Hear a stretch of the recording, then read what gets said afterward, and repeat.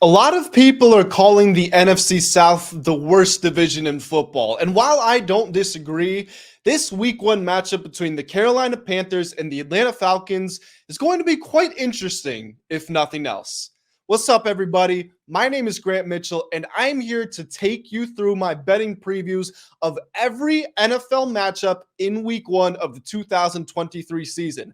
I am also going to be putting out my favorite bets of every single week of NFL action, and I will be putting out sports betting content every single day. So make sure that you are subscribed to the channel. We are going to go to the moon in this NFL season. I guarantee you want to be a part of it. Drop a like on the video if you enjoy, and without further ado, let's get right on into this preview. The Falcons are 3.5-point favorites in week one here, while the Panthers are 3.5-point underdogs. If we're talking about the Panthers, though, we're talking about Bryce Young and the Bryce Young era in Charlotte, North Carolina. You see, Young was taken with the first overall pick in the NFL draft this summer. A lot of people had questions about him being 5'10", and to be honest, I do too, but I'm not counting him out. This is a guy that has some amazing tape, supposedly has one of the best mental understandings of the game ever, and was a former Heisman winner. He's not going to be the only new face in town, though. He's also teaming up with newcomers like Miles Sanders, Hayden Hurst, Adam Thielen, DJ Chark, and a whole bunch of other guys. The offensive line wasn't bad last season. Gave up the 11th fewest sacks, but it looked discombobulated and out of sorts during the preseason. And with a 5'10" Young trying to navigate the pocket, that is certainly a situation to monitor. The defense of the Panthers last season was below average as far as points and yards allowed. However, there could be a couple of breakout seasons for a couple of individuals on that side of the football, namely J.C. Horn, who has a chance to make an all-pro team this season if he continues to progress, and Brian Burns, who, again, a young and up-and-coming talent who is 12th in Defensive Player of the Year odds to start the season. Now, the Panthers only went 7-10 last season, but they did finish second in the NFC South. They were 9-8 against the spread and covered in 6 of their last 8 games. Now, you do have to remember, the Panthers were starting Baker Mayfield and Sam Darnold and PJ Walker last year. They had DJ Moore. All of those guys are gone. Again, this is a new era, the Bryce Young era. The Panthers hit the over 8 times compared to the under 9 times last season. The over did hit in 4 of their last 5, which coincided nicely with their hot streak against the spread. Now, because Young is the first overall pick here, he's going to be in for a baptism by fire. If we want to look at the last 3 quarterbacks that were drafted first overall, that would be Joe Burrow, Trevor Lawrence, and Kyler Murray.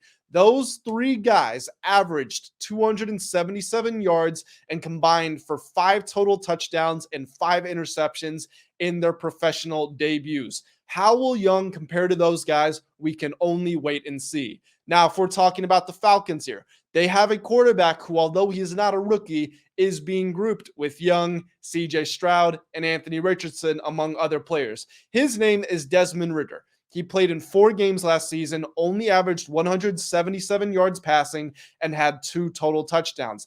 A lot of pressure is going to be on Ridder to improve, or else he might be benched for Taylor Heineke. The Falcons are paying Heineke the 4th highest salary of any backup quarterback in the league, excluding Zach Wilson and Trey Lance, which are separate situations because they were drafted in the first round, expected to be the starters, but they could not live up to that billing.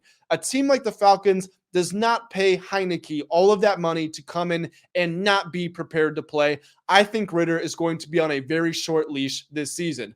But if we're talking about the Falcons offense, we should not be talking about Ridder in the passing game too much because the running game is the focal point here. Last year, the Falcons were second in the league in rushing yards per game, and they decided to strengthen a strength. They drafted Bijan Robinson with the 8th overall pick.